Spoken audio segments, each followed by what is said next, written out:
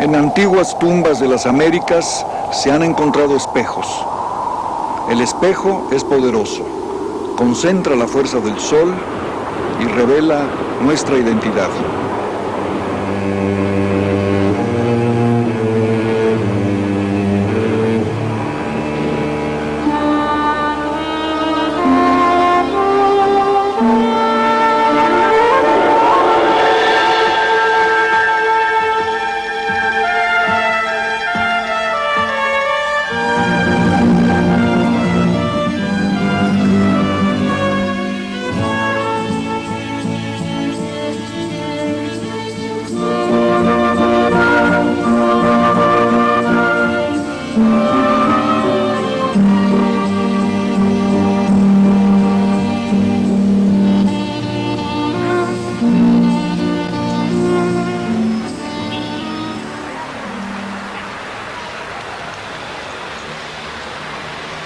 Las torres de la Sagrada Familia dominan el puerto de Barcelona.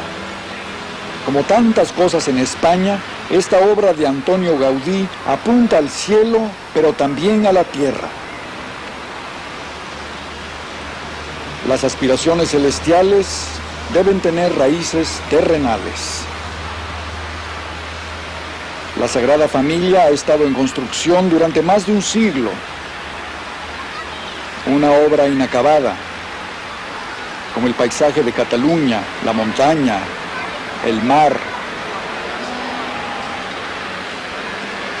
Un edificio inacabado, un proyecto, una promesa, como España, como Hispanoamérica. La obra inacabada de Gaudí, la Sagrada Familia, nos permite no solo preguntarnos quiénes somos, sino qué estamos siendo, hacia dónde vamos.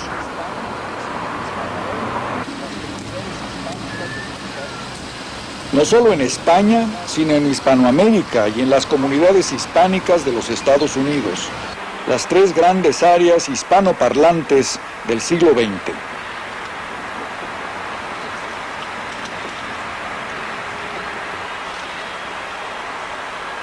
El sol se puso en 1898, cuando Cuba y Puerto Rico pasaron al dominio del joven imperio emergente, los Estados Unidos de América. España reaccionó con un profundo cuestionamiento de sí misma. Después de la Primera Guerra Mundial, el mundo también se cuestionó y buscó respuestas en la experimentación artística. En España, una brillante constelación de jóvenes creadores proyectaron las tradiciones hispánicas contra la pantalla del siglo XX y descubrieron que el mundo, como España, estaba deformado, como un reloj derritiéndose en los paisajes lunares de Salvador Dalí.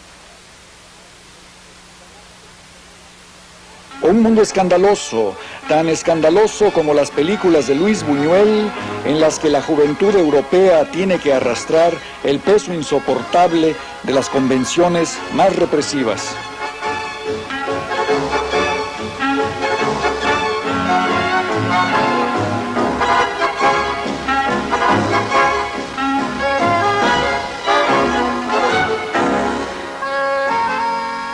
Pero un mundo también de belleza sensual como la poesía de Federico García Lorca.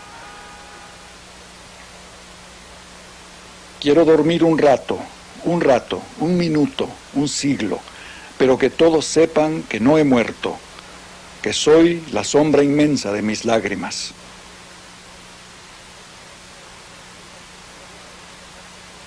Profeta de su propia muerte, García Lorca también previó la agonía de España. El poeta sería una de las primeras víctimas del fascismo español.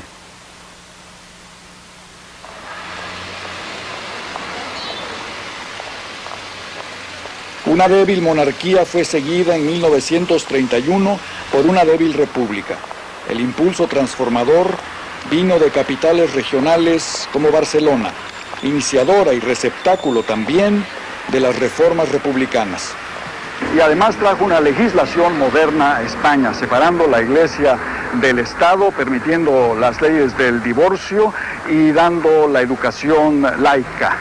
La República galvanizó al país, pero también cometió una serie de excesos anticlericales. Era solo una cuestión de tiempo antes de que las fuerzas conservadoras reaccionarias del país se enfrentasen al débil gobierno reformista.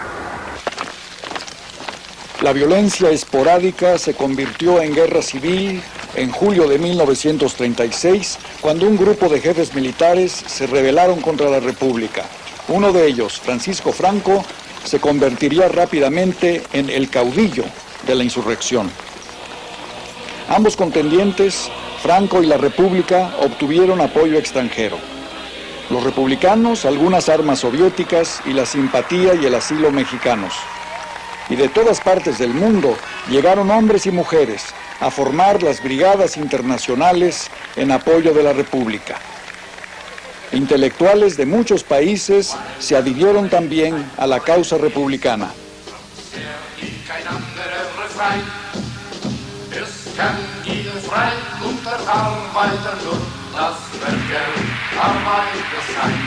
Este país, del otro, del grande, del pequeño, del que apenas si al mapa da un color desvaído, con las mismas raíces. Pero en el otro lado, Franco obtuvo el apoyo militar absoluto de las dictaduras fascistas de Alemania e Italia. Hitler y Mussolini ensayaron la Segunda Guerra Mundial en las llanuras y los ríos de Castilla. Y el 26 de abril de 1937, los estucas de Hitler bombardearon la ciudad vasca de Guernica durante 3 horas. Guernica no ofrecía objetivos militares. Destruirla fue un simple ejercicio de intimidación de la población civil. Fue el presagio de los bombardeos masivos de Londres y de la destrucción de Coventry. De ahora en adelante, los inocentes se contarían entre las primeras víctimas de la guerra. Pero de la muerte de Guernica surgió la vida de Guernica, el cuadro emblemático del siglo XX, por el gran pintor moderno, el más grande pintor moderno de España, Pablo Picasso. Picasso nos pide que miremos el sufrimiento y la muerte a través de los símbolos eternos de la arena española, el toro y el caballo, despedazados. La dolorosa capacidad española para transformar los desastres de la historia en triunfos del arte se hace evidente en Guernica. Pero ahora nada nos puede proteger. Estamos fuera de la cueva de Altamira, fuera de la recámara de las Meninas, estamos en plena calle, las bombas caen del cielo, todo es devastación y miseria, y una vez más, como en el principio, estamos desamparados. ¿Será posible reconstruir un mundo con los fragmentos del arte? Arrojado al exilio cruzando los Pirineos, el poeta Antonio Machado, viejo y moribundo, suspiró: españolito que vienes al mundo, te guarde Dios. Una de las dos Españas ha de helarte el corazón.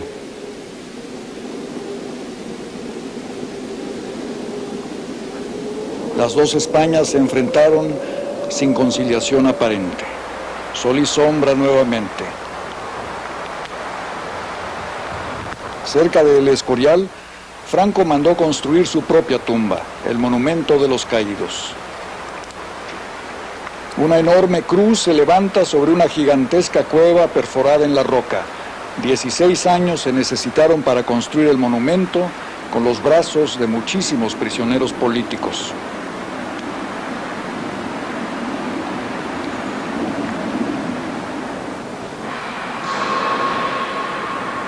Es el tipo de pesadilla fascista que Hitler se hubiese mandado construir si hubiese ganado la guerra.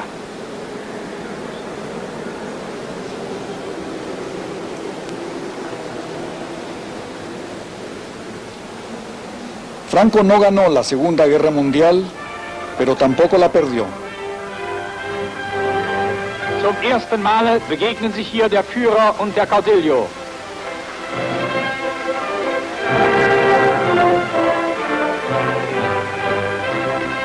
Ágil y astuto, Franco no permitió que Hitler lo arrastrara a la guerra, y cuando estalló la paz, la no beligerancia española se convirtió en una ventaja estratégica para la Alianza Atlántica encabezada por el presidente Eisenhower. Franco, en la puerta del Mediterráneo, le rentó bases aéreas a los Estados Unidos. Sus credenciales anticomunistas eran impecables. La fachada de España bajo Franco fue monumental e uniforme. Pero el país era pobre, necesitaba turismo, inversión, comercio y crédito, y los obtuvo. Durante los años de Franco, España alcanzó el desarrollo económico, pero sin libertad política. Franco en España nunca logró apoderarse de la totalidad de la cultura española, la poesía y la novela, las organizaciones políticas ilícitas, el periodismo, todos resistieron. Muchos españoles republicanos se exiliaron en el Nuevo Mundo, sobre todo en México, una sociedad en pleno conflicto entre las fuerzas de la tradición y las de la modernidad. Desde muy joven he visto la construcción interminable de este hotel en la Ciudad de México, cada vez más alto, jamás terminado. Un símbolo apropiado para la América española, creciendo pero inacabada, enérgica pero llena de problemas que a veces parecen insolubles.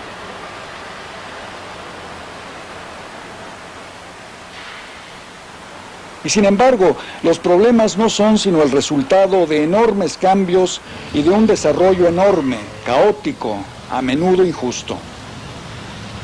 La América española cambió su piel colonial, se convirtió en parte de un mundo más ancho, pero dejó atrás a muchísimos hispanoamericanos.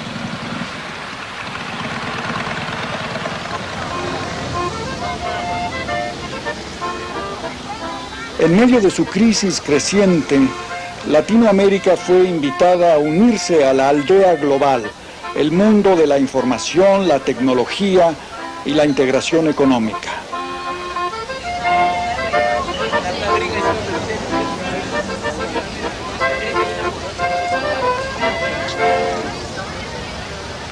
Aldea global, sí, pero también aldea local. La gangrena de las grandes ciudades latinoamericanas se puede encontrar en todas partes del mundo. Drogas, crimen, gente sin hogar, pero aquí la agravan la deuda externa y la explosión demográfica. Enorme crecimiento, enorme cambio.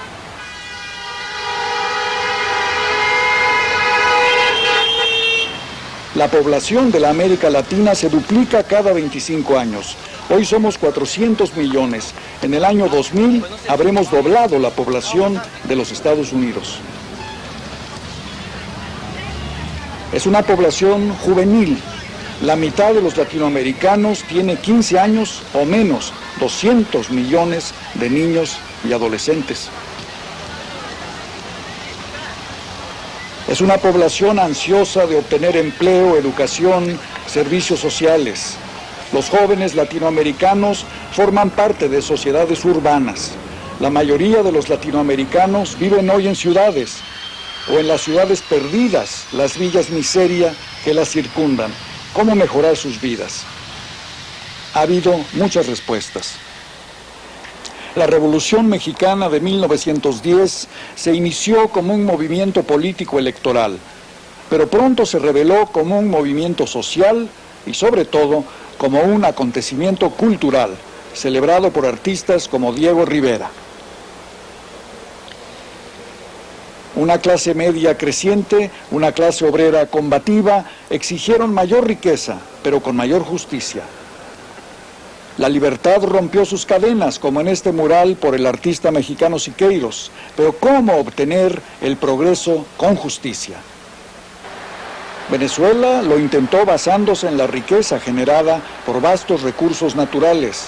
Costa Rica, Uruguay, Chile, mediante las reformas sociales y las coaliciones políticas progresivas. Y México, mediante reformas revolucionarias, reforma agraria, educación, la expropiación petrolera. Mientras que en la Argentina, dos demagogos excepcionales, Juan y Eva Perón, gobernaron desde un balcón, derrocharon la riqueza acumulada por las exportaciones agropecuarias, le dieron al pueblo un sentido de dignidad y legislación social, pero no le dieron a la nación instituciones fuertes y estables. Los Estados Unidos de América, la joven potencia emergente que derrotó a España en 1898, se convirtió enseguida en la gigantesca sombra proyectada sobre el destino de la América Latina. Nuestro Dr. Jekyll y nuestro Mr. Hyde.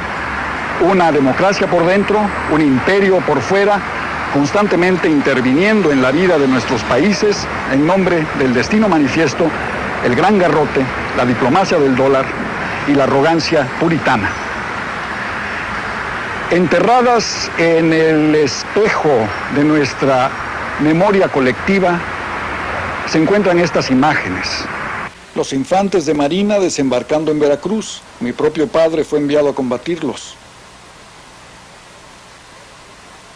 El general Pershing persiguiendo a Pancho Villa por el norte de México y los infantes de Marina ocupando Santo Domingo, Haití, Honduras y Nicaragua. Mientras el presidente Woodrow Wilson proclamaba: yo les enseñaré a los latinoamericanos a elegir buenos gobernantes. In this achievement, every American nation takes an understanding part. Otro presidente, Franklin Roosevelt, abandonó estas actitudes. Su política del buen vecino respetó a la América Latina y su dinámica propia. 250 million strong, spreading more than 8,000 miles from the Arctic to the Antarctic, believe in and propose to follow the policy of the good neighbor. Obtuvo lo que quería, el apoyo latinoamericano durante la Segunda Guerra Mundial. In this association of nations, whoever touches any one of us touches us all. We have only asked that the world go with us in the path of peace. But we shall be able to keep that way open only if we are prepared to meet force with force if challenge is ever made against us. Pero cuando terminó la Guerra Caliente, empezó la Guerra Fría. Gobiernos electos en Guatemala y Chile fueron derrocados con la ayuda norteamericana porque eran de izquierda. El presidente socialista de Chile, Salvador Allende, pereció en un golpe militar. Las dictaduras militares torturaron y asesinaron en nombre del anticomunismo.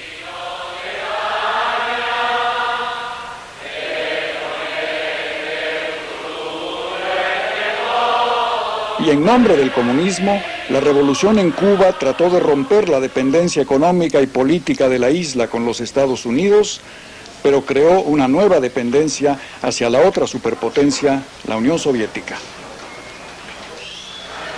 Una revolución joven y pobre en Nicaragua mantuvo su independencia a pesar de la intensa hostilidad norteamericana.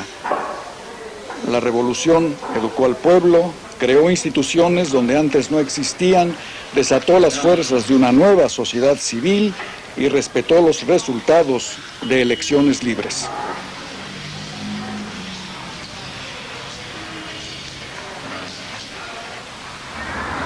Ahora la Guerra Fría había terminado y la América Latina se encontraba en crisis, dándose cuenta de que tanto el capitalismo como el socialismo, en sus versiones latinoamericanas, no habían logrado sacar de la miseria a la mayoría de nuestra población. Nuestros modelos políticos y económicos, de derecha y de izquierda, se habían derrumbado estrepitosamente. Pero, ¿eran realmente nuestros modelos? ¿Acaso desde la independencia no habíamos mostrado una clara tendencia a la imitación extralógica, a imitar los más prestigiosos modelos económicos y políticos extranjeros? Claro, también hubo mucha imitación cultural. A veces de manera divertida, como en el Palacio de Bellas Artes en la Ciudad de México, proyectado desde 1901, antes de la Revolución, e inaugurado en 1934. Desde entonces, su pesada estructura de mármol se ha venido hundiendo en el lecho esponjoso del lago Azteca.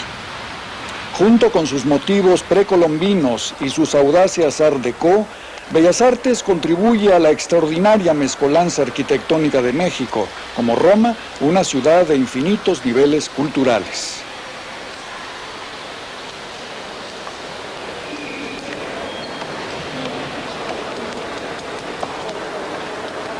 El Palacio de Bellas Artes también alberga un espléndido teatro.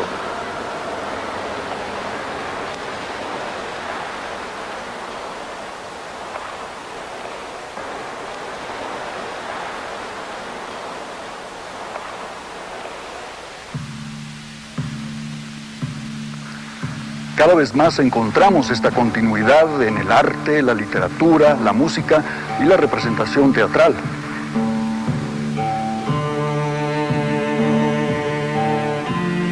Una continuidad que podemos descubrir acaso detrás de este magnífico telón de cristal, este espejo creado por Tiffany en el Palacio de Bellas Artes.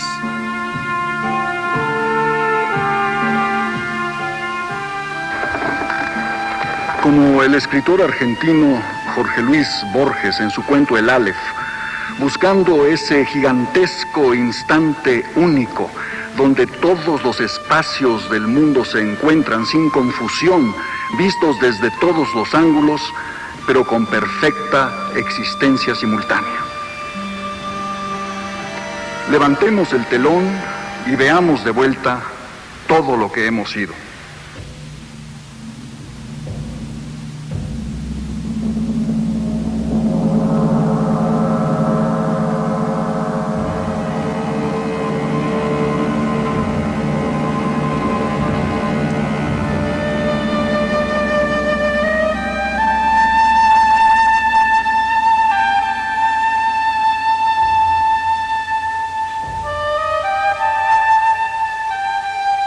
Podemos ser a partir de todo lo que hemos sido la piedra memorable del pasado indígena, la herencia española que es cristiana,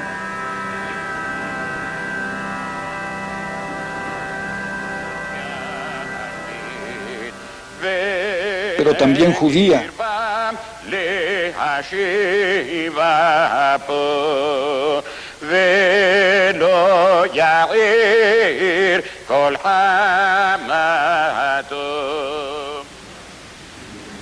Y también islámica.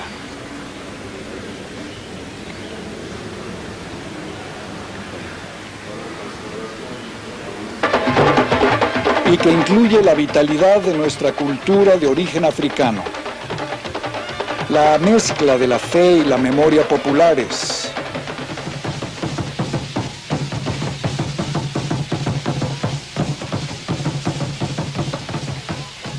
una cultura tradicional y modernizante. La cultura como respuesta a los desafíos de la vida. La cultura como nuestra manera de amar y de hablar.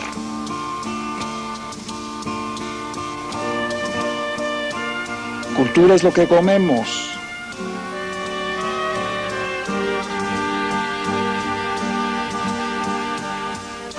Cómo nos vestimos, nuestras memorias y deseos. La cultura como una manera de ver.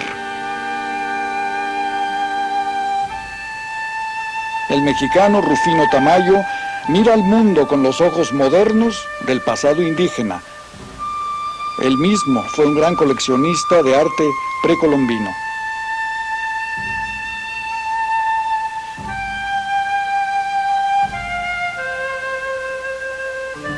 En tanto que el cubano Wilfredo Lam permite que sus raíces africanas crezcan dentro de sus pinturas.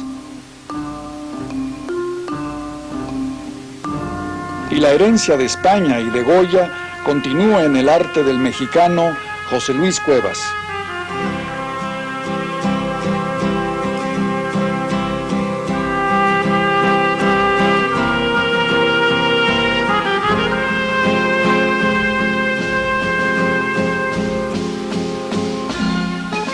Cultura es nuestra manera de reír, como en las pinturas del colombiano Fernando Botero.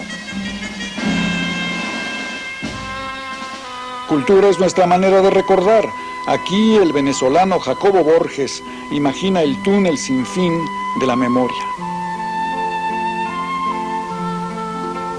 Pero sobre todo, nuestra cultura es nuestro cuerpo.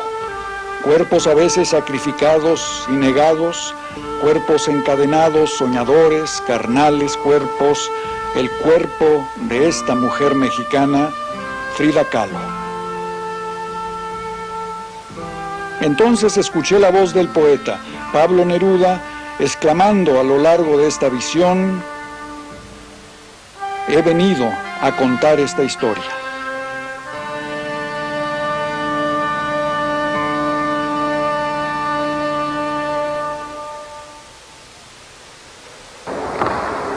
En este mural, Diego Rivera nos da un retrato de las riquezas del Nuevo Mundo, riquezas del subsuelo, riquezas de la tierra y de la capacidad humana para transformarlas en energía, en tecnología, en ciencia, en progreso. Pero quizá también nos permite preguntarnos, ¿no poseemos nosotros, los latinoamericanos, la imaginación, la tradición, los recursos de organización, los recursos intelectuales para crear nuestros propios modelos de progreso? Modelos verdaderamente consonantes con lo que hemos sido, con lo que somos y con lo que queremos ser. En medio de esta nuestra crisis de las 4 Ds, deuda, droga, desarrollo y democracia, nos dimos cuenta de que la respuesta solo podría venir desde el interior de nuestra cultura, es decir, desde el interior de nosotros mismos.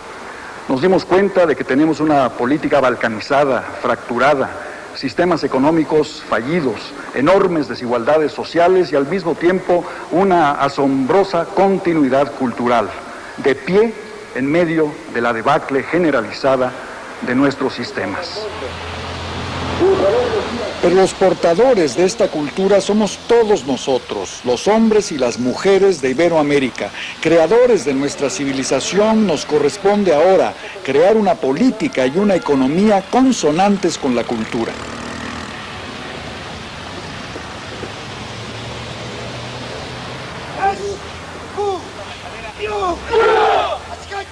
Tecnócratas, empresarios, intelectuales, organizaciones femeninas, la comunidad científica, sindicatos, cooperativas agrarias. Todo el espectro de la sociedad civil se está convirtiendo en el protagonista activo de nuestra historia. Ya no el Estado, la Iglesia o el Ejército ordenándolo todo desde arriba, sino la sociedad actuando desde abajo. Nuestra tradición centralista y autoritaria empieza a ser transformada por la acción democrática desde los márgenes de la sociedad.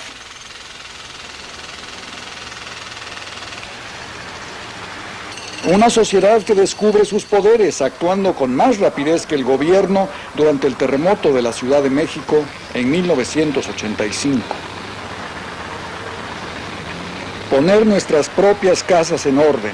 Esta es nuestra obligación e incluye proteger el medio ambiente, crear una política pluralista y encontrar soluciones concretas a los problemas, creando a veces la primera escuela, el primer camino, el primer hospital, a menudo mediante la cooperación y la organización autónoma.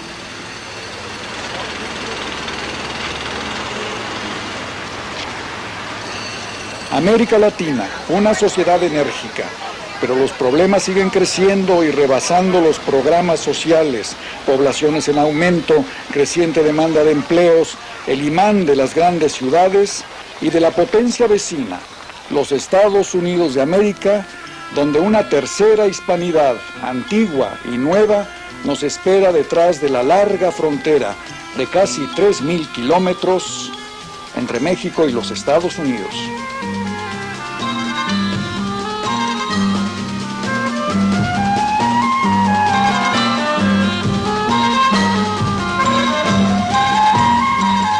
La frontera entre México y los Estados Unidos es la única frontera visible entre el mundo desarrollado y el mundo en desarrollo. También es la frontera entre Angloamérica y Latinoamérica, que empieza aquí.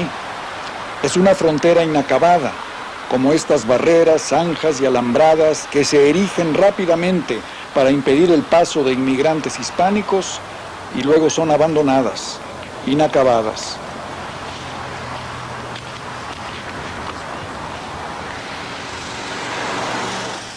A veces es fácil pasar la frontera. Bastan unos cuantos pasos para entrar ilegalmente a los Estados Unidos. Algunos vienen buscando trabajo, otros huyen de los conflictos políticos de Centroamérica. Pero es difícil llegar al otro lado.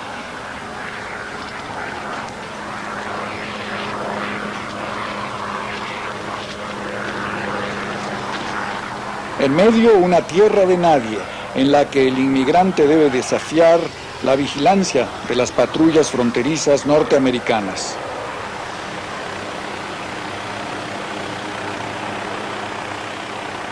A 2 millas de distancia, el refugio anónimo de las calles norteamericanas.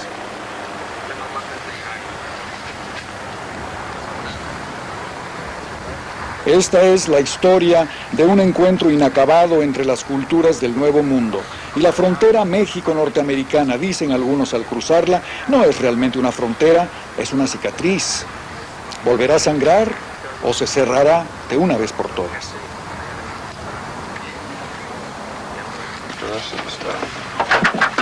Las patrullas trabajan día y noche para detener el paso de los indocumentados.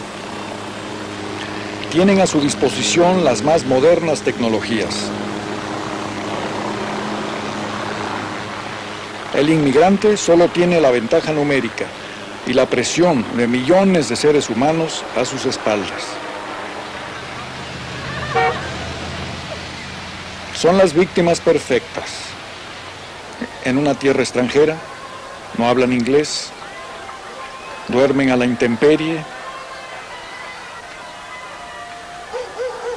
temen a las autoridades. Abogados y empleadores sin escrúpulos juegan con sus vidas y sus libertades. A veces son tratados brutalmente, a veces son asesinados. Y sin embargo no son criminales, son solo trabajadores. Todos los días, algunos son capturados y regresados al otro lado de la frontera.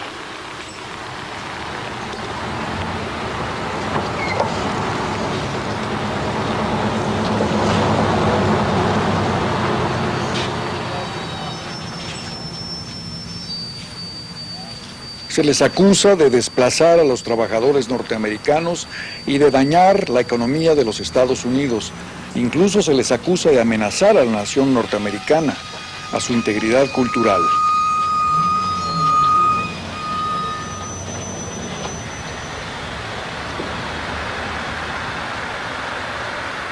Pero siguen cruzando. Se dirigen a Los Ángeles. Se agrupan en las esquinas esperando que se les dé el trabajo que necesitan para comer.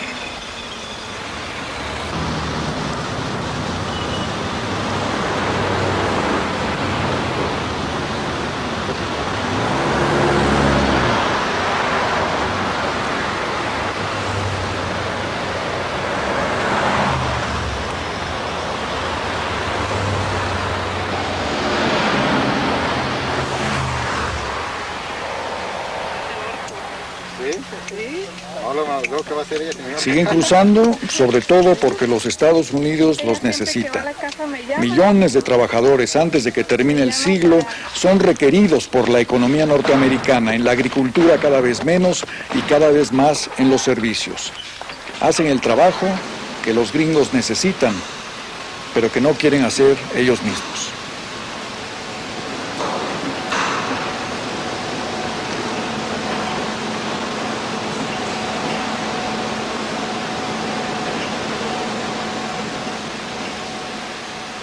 De modo que aunque no hubiese severo desempleo en México, los trabajadores tendrían que venir de alguna parte, porque la economía norteamericana los demanda, de la misma manera que los trabajadores turcos van a Alemania y los trabajadores norafricanos a Francia. Se trata de un fenómeno universal. Pero el inmigrante hispánico solo tiene que cruzar una frontera terrestre para entrar a los Estados Unidos. La frontera entre México y los Estados Unidos. ¿Cuál frontera?, se pregunta a veces el trabajador hispánico. ¿Acaso no ha sido esta siempre nuestra tierra? Quizás no hago sino regresar a ella. ¿No es esta siempre de algún modo nuestra tierra? Saboréala, oye su lengua, canta sus canciones, rézale a sus santos.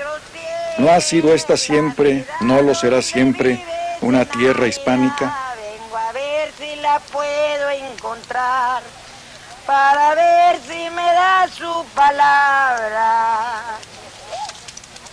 Yo le digo a mi prieta de la edad, no te vayas por Dios a sufrir, No hay remedios, mis padres me mandan, ni por tierra debo de partir.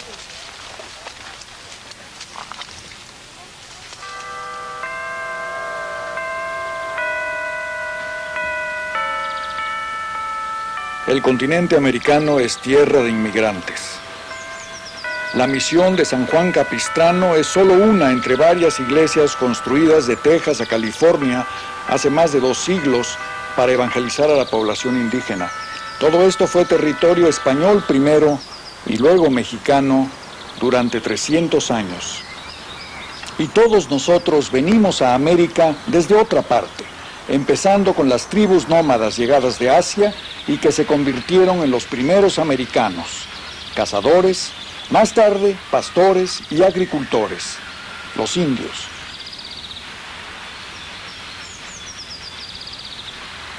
Un continente de inmigrantes. Luego vinieron los españoles, dejaron aquí su lengua y su religión y a veces sus huesos. Generación tras generación de hispanoparlantes, de Texas a California, hasta el día de hoy. Y solo más tarde aparecieron los angloamericanos.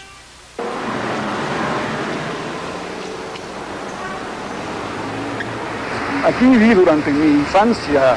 Mi padre era consejero de la Embajada de México, aquí mismo en la calle 16, y yo venía a jugar en este parque.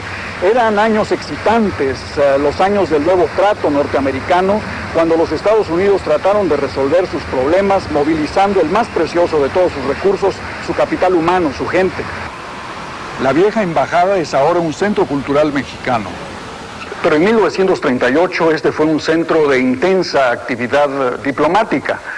Mi padre nos platicaba de estos asuntos a la hora de la cena y creó en todos nosotros, en nuestra pequeña familia mexicana en Washington, mi padre y mi madre, mi hermana y yo, un intenso interés y preocupación acerca de lo que ocurría en México.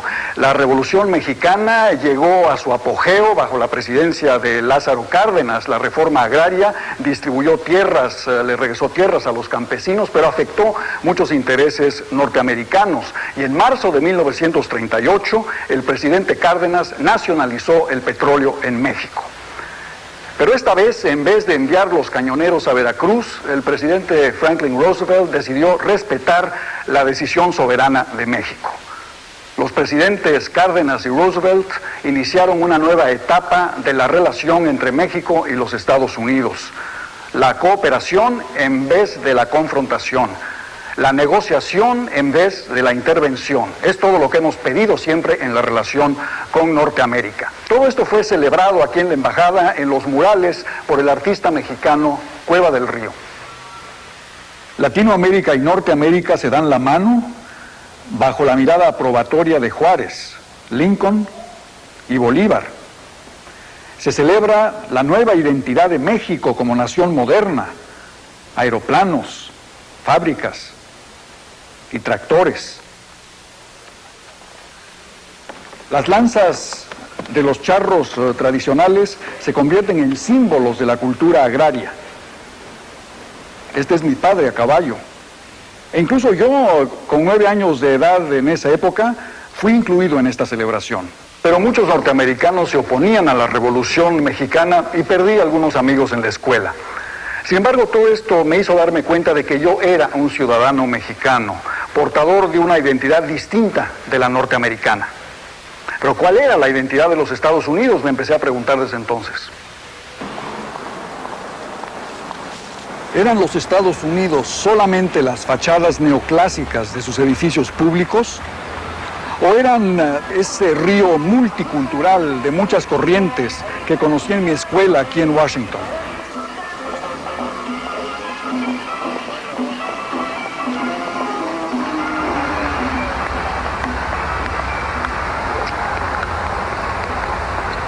¿Son los Estados Unidos una sola cultura, blanca, anglosajona, protestante o varias?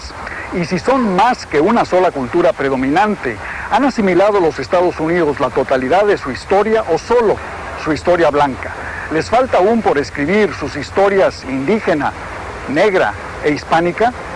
De esta manera comprendí que los Estados Unidos, más que una nación, eran un universo, y solo fieles a sí mismos cuando admitían esta diversidad multirracial y policultural.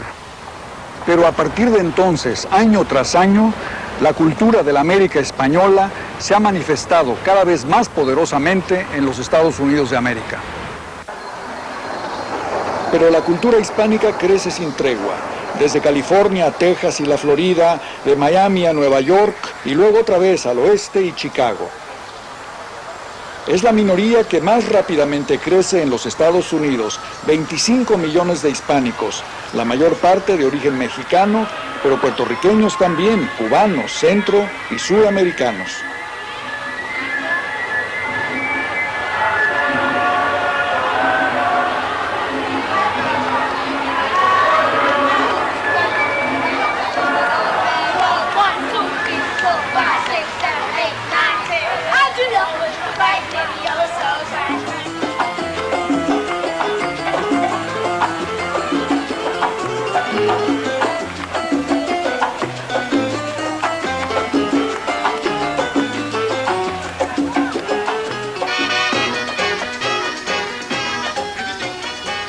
Los Ángeles ya es la segunda ciudad hispanoparlante del mundo, después de México y antes de Madrid y Barcelona. A mediados del siglo XXI, la mitad de la población de los Estados Unidos hablará español. No solo inmigrantes, sino chicanos, puertorriqueños, cubanos, en busca del oro gringo, pero trayendo el oro latino. Un oro que se niega a derretirse en el mito del crisol norteamericano. La presencia hispánica no es solo un acontecimiento económico o político, es sobre todo un acontecimiento cultural. Aquí en Los Ángeles, el arte de los chicanos contribuye a la diversidad cultural del mundo moderno, como en la obra de Gilberto Luján.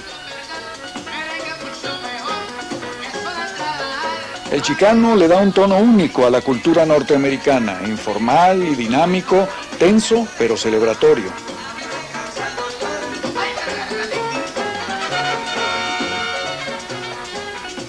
Este flujo intenso les obliga a todos, recién venidos pero también antiguos hispánicos, a preguntarse, ¿qué aportamos? ¿Qué quisiéramos retener?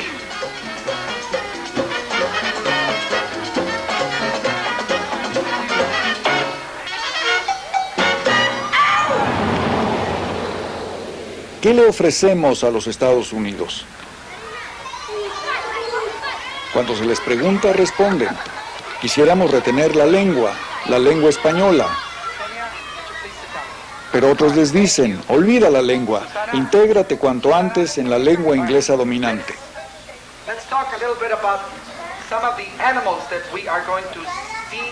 Mientras que otros alegan, usa el español solo para aprender el inglés y asimilarte a la mayoría. Y otros, cada vez más, comprenden que hablar más de una lengua no le hace daño a nadie. Divide el teclado en dos lados. Está el lado derecho y el lado izquierdo. There's a right side of your keyboard and there's a left side. Tú tienes una mano derecha y una mano izquierda. So you think it's 250 years? That's interesting. All right. ¿Hace cuántos años? 150. So you think your fossil is older than Freddie's fossil? Yeah. You said 250. He says 550 years. Oh, that's interesting. Does anyone have a fossil that's even older? El hispánico porta otras ofrendas, la religión, por ejemplo. Y no solo el catolicismo, sino un hondo sentido de lo sagrado, un reconocimiento de la sacralidad del mundo, que el mundo es sensual, táctil, y el cuidado y respeto hacia los viejos, respeto de la experiencia y de la continuidad de la vida. En una cultura de tradición oral como la nuestra, el anciano es además el que recuerda las historias, el que tiene la memoria, algo sumamente valioso. Casi podríamos decir que cada vez que muere un hombre viejo o una mujer vieja, toda una biblioteca muere con ellos. Y finalmente la familia como compromiso, la lucha por mantener unida a la familia como el calor y como el pequeño microcosmos político, el parlamento, el partido político real donde las cosas se conocen y se debaten a fondo, y la familia como la red de seguridad en tiempos difíciles. ¿Y cuándo no son difíciles los tiempos? Iberoamérica, una canción romántica y triste, y también un corrido portador de noticias, amores pasionales, revoluciones. El corrido es casi el periódico del pueblo, el libro de historia más abierto y transmisible.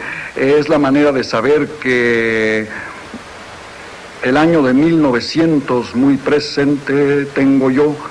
En un barrio de Saltillo, Rosita Alvírez murió, o el 22 de febrero, fecha de negros pesares, mandó Huerta a asesinar a Madero y Pino Suárez. Es la información, es también un recorrido, sin embargo, una búsqueda de las raíces, una metamorfosis de viejas canciones, de viejos recuerdos, el grito del minarete, el muezín árabe se transforma en el falseto de una canción mexicana, tú, solo tú, o el murmullo desde el barco cargado de esclavos de África se transforma en la canción, en el son afrocubano, Babalú, Babalú, aye.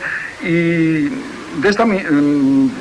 este rumor, este ritmo de Iberoamérica se une al de las otras culturas de los Estados Unidos de Norteamérica, adquiriendo acentos nuevos, y de esta manera ha sido creada una nueva cultura que le da vida y pálpito al mensaje hispánico. Muchas formas, no una sola. Muchos tiempos, no uno solo. Muchas historias, no una sola.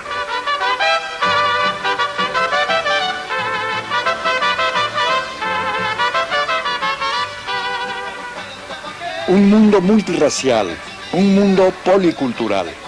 Como una Bizancio contemporánea, la ciudad de Los Ángeles recibe todos los días, gústele o no, las lenguas, las cocinas, las costumbres, no solo de los hispanoamericanos, sino de los coreanos, los vietnamitas, los chinos, los japoneses.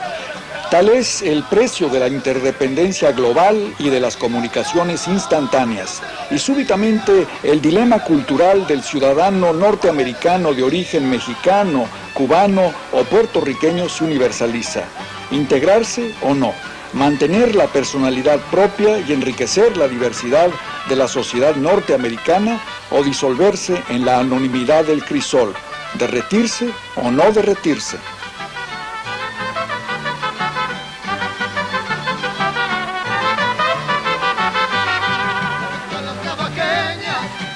¿Derretirse o no derretirse?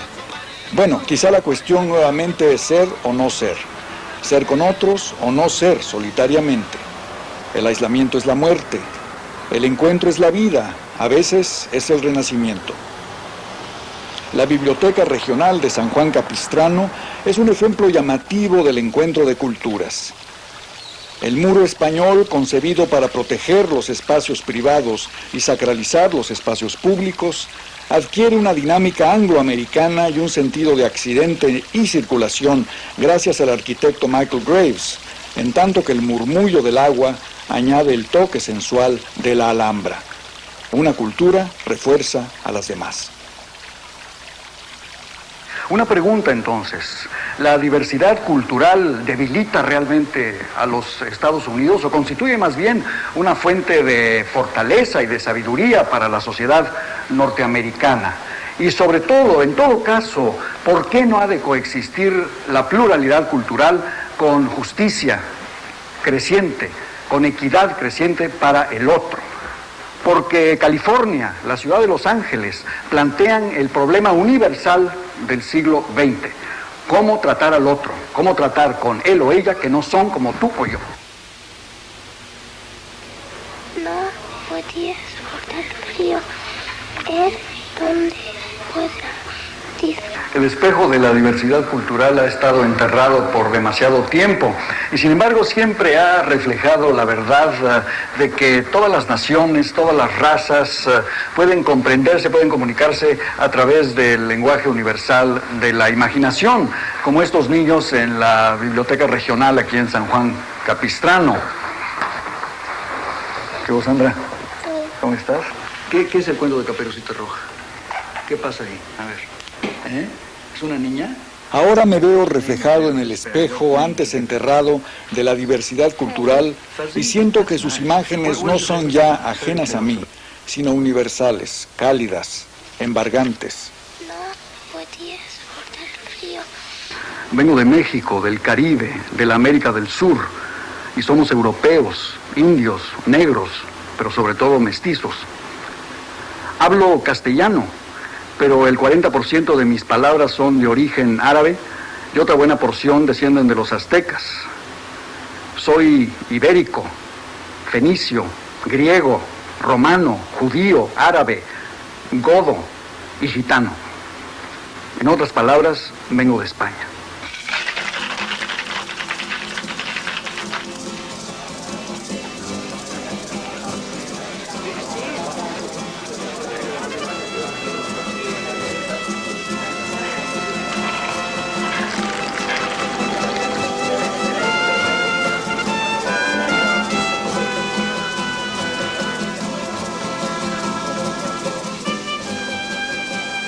Estamos en el Madrid moderno, en un antiguo teatro convertido en restaurante llamado Teatriz, donde podemos ver a la juventud de una España nueva y democrática, gozando del más rápido crecimiento económico de la Europa actual. Por lo demás, en España el crecimiento económico ha corrido paralelo a la libertad política. La transición de la dictadura a la democracia pudo ocurrir en España porque todos los actores políticos, de la izquierda a la derecha, desempeñaron de manera responsable sus papeles. El joven rey Juan Carlos fue el fiel de la balanza, el punto de equilibrio de todo este proceso. Además, España, después de siglos de aislamiento, se unió a Europa. Los Pirineos se derrumbaron. Pero España no debería olvidar de que también debe estar presente en la América española, en las naciones hispanoamericanas, esos cachorros de león español, como nos llamó el poeta nicaragüense Rubén Darío.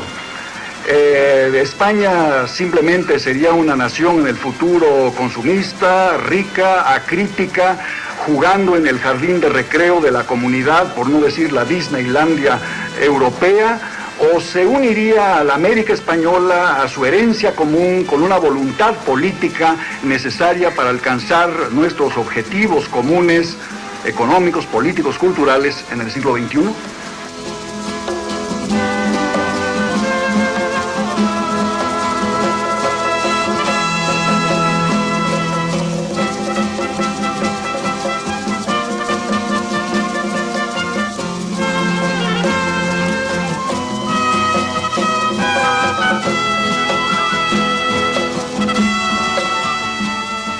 España y el Nuevo Mundo son espacios donde diversas culturas se dan cita, centros de incorporación, no de exclusión. Así lo han entendido nuestros mayores artistas como Goya, tan atento a presentar los más diversos perfiles de la humanidad. Imágenes que el mundo moderno, optimista y progresivo olvidó y luego pagó un alto precio por el olvido. Los valores convencionales de la sociedad occidental fueron brutalmente negados en las dos guerras mundiales. España y América española nunca se han engañado sobre la capacidad de destrucción y sufrimiento humanos. Goya niega las falsas ilusiones. Los hombres son prisioneros de la sociedad. La pobreza no hace a nadie mejor, solo lo hace más cruel. La naturaleza es sorda, no puede salvar al ser inocente. Y la historia, como Saturno, devora a sus propios hijos. Seamos lúcidos y generosos, pero no complacientes. El arte de España y de Hispanoamérica es una advertencia constante sobre la violencia que los hombres pueden ejercer contra sus semejantes.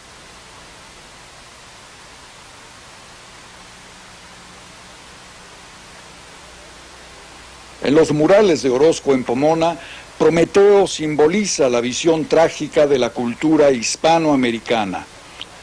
El héroe condenado por los dioses y encadenado a una montaña por haberle dado a los hombres el fuego de la libertad. Prometeo usa su propia libertad para robarle el fuego a los dioses y dárselo a los hombres. Enseguida pierde su libertad y los hombres ni siquiera son agradecidos. Pero la cuestión trágica es esta. ¿Hubiera sido Prometeo más libre si no hubiera usado su libertad, si hubiera permanecido pasivo, sin arriesgar ni la cólera de los dioses ni la ingratitud de los hombres? ¿O solo es libre porque usó su libertad, aunque al cabo la perdiese?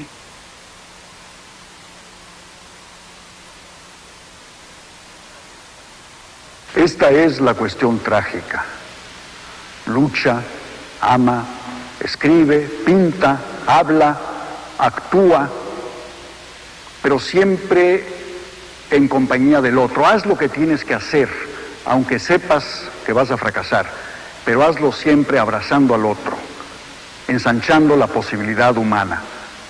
Pues un hombre y su cultura perecen en el aislamiento, y un hombre y su cultura solo nacen o renacen en compañía de los demás, en compañía de los hombres y mujeres de otra cultura, de otro credo, de otra raza. La lección de España y de la América española es que no hay desafío más grande que el otro, desafiando nuestros prejuicios, desafiando nuestra capacidad para dar y para recibir. A veces hemos fracasado en el mundo hispánico, no hemos sabido abrazar al otro, pero siempre hemos sido conscientes del desafío. Y cuando nos hemos reconocido en el otro, hemos podido al fin desenterrar el espejo y vernos reflejados en él, enteros, completos, solo porque nos acompañan los demás.